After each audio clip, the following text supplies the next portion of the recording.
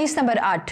حدیث کا متن کچھ یوں ہے، رسول صلی اللہ علیہ وسلم نے فرمایا، للصائم فرحتان، فرحت عند فطرہ و فرحت عند لقاء ربہ۔ روزہ دار کے لیے دو خوشیاں ہیں، ایک خوشی اس کے افطار کے وقت اور ایک خوشی اپنے رب سے ملاقات کے وقت۔ آئیے بڑھتے ہیں، حدیث کے الفاظ معنی پر روشنی ڈالتے ہیں۔ للصائم روزہ دار کے لیے، فرحتان دو خوشیاں، فرحتن ایک خوشی، فطرہ افطار کے وقت، لقاء ملاقات، ربہ اس کے رب۔ حدیث کے مفہوم کی طرف بڑھتے ہیں۔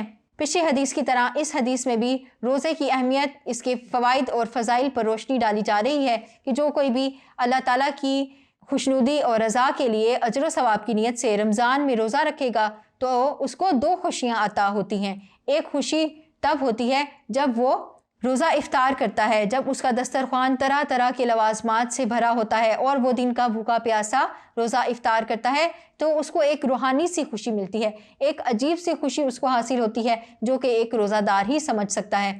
اور اسی طرح دوسری خوشی اس کو اس وقت حاصل ہوگی جب وہ روز قیامت جنت میں چلا جائے گا اور اللہ تعالیٰ کا دیدار اس کو حاصل ہوگا اور اللہ تعالیٰ اس دن اس کو روزے کا ثواب اور اجر عطا فرمائیں گے تو اس وقت اس کو بہت زیادہ خوشی حاصل ہوگی۔ تو اس حدیث میں روزے کی فضیلت کے بارے میں بیان تھا، امید کرتی ہوں آپ کو سمجھ آئی ہوگی۔ آئیے بڑھتے ہیں اگلی حدیث کی طرف۔